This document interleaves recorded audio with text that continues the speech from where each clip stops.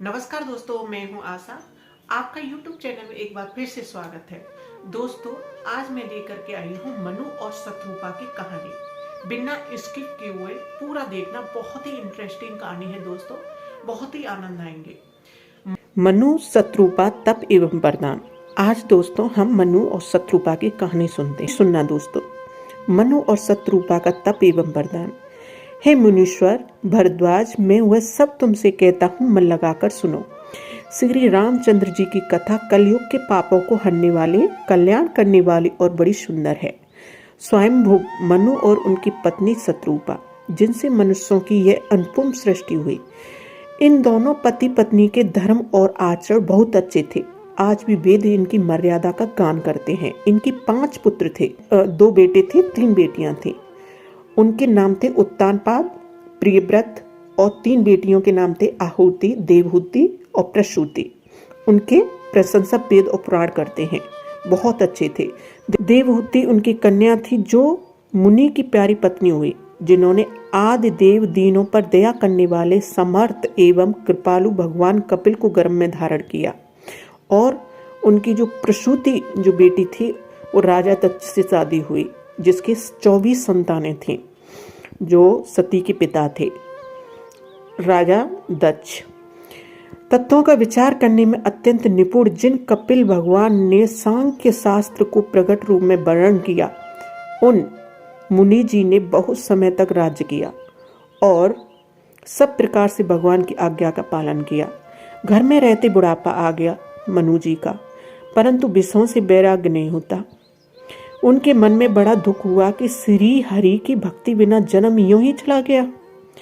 अब मनु जी सोचते हैं कि क्यों ना भगवान का तप किया जाए। तब मुनि जी ने अपने पुत्र को जबरदस्ती राज्य देकर स्वयं स्त्री सहित वन को गमन किया। अत्यंत पवित्र और साधकों को सिद्धि देने वाला तीर्थों में श्रेष्ठ नैमिषारण्य प्रसिद्ध है, वहां चले गए।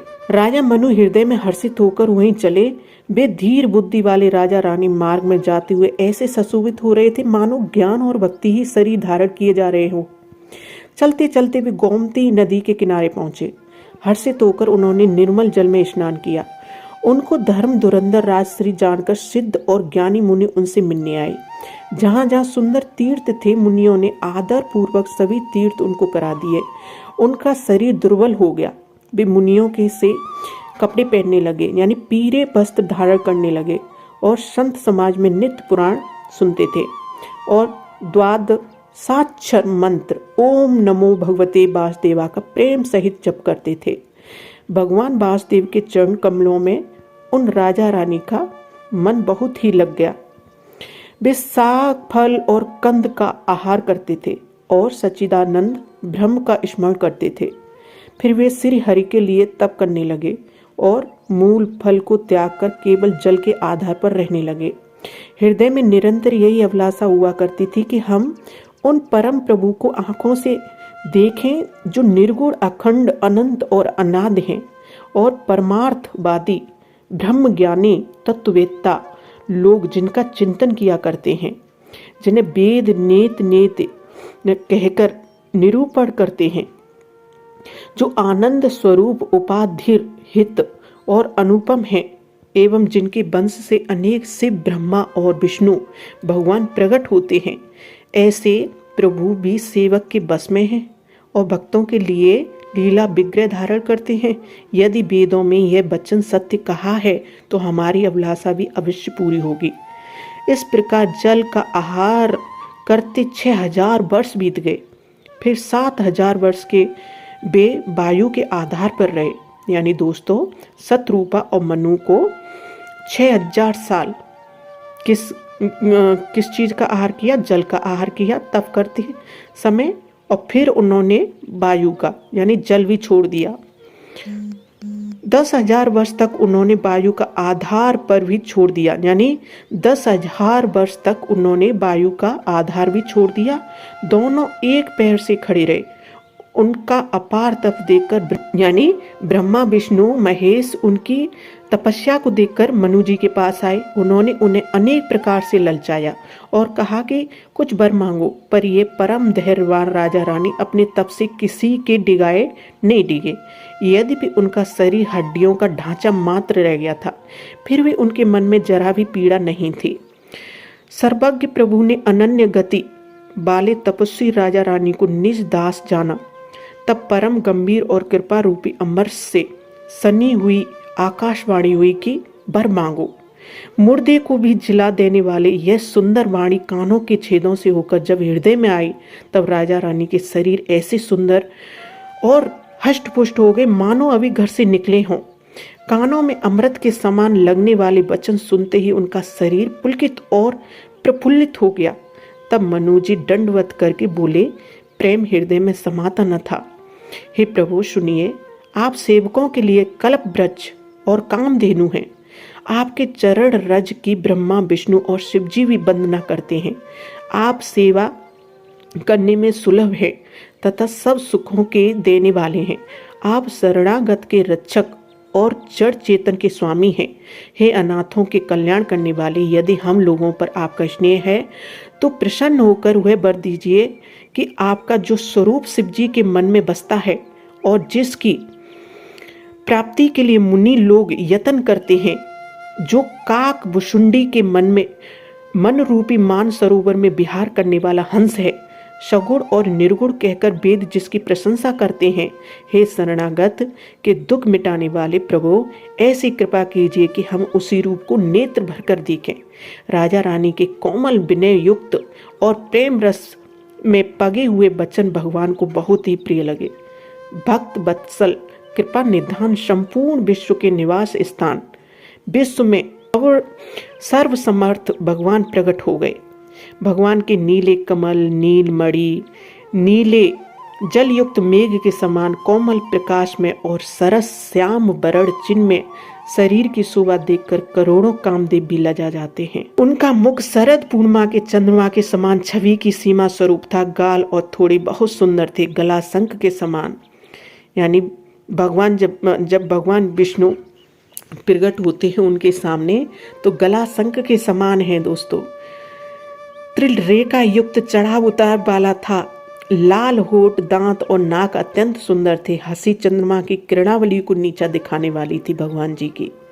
नेत्रों की छवि नए खिले हुए कमल के समान बड़ी सुंदर थी। मनोहर चित्त वन जी को बहुत प्यारी लगती थी। टेढ़ी भौहें कामदेव के धनुष की शोभा को हरने वाली थी। ललाट पटल पर प्रकाश में तिलक था। कानों में मकराकृत मछली के आकार के कुंडल और सिर पर मुकुट सुशोभित था। टेढ़े घुंघराले काले बाल ऐसे सघन थे मानो भौरों के झुंड हों। हृदय पर श्रीवत सुंदर बनमाला, रतन जड़ित हार और मणियों के आभूषण सुशोभित थे। सिंह की सी गर्दन थी, सुंदर जनेऊ था। भुजाओं में जो गहने थे वे भी सुंदर थे। हाथों हाथी की सूंड के समान उतार चढ़ाव वाले सुंदर भुजदंड थे। कमर में तरकस और हाथ में बाण और धनुष शोभा पा रहे थे।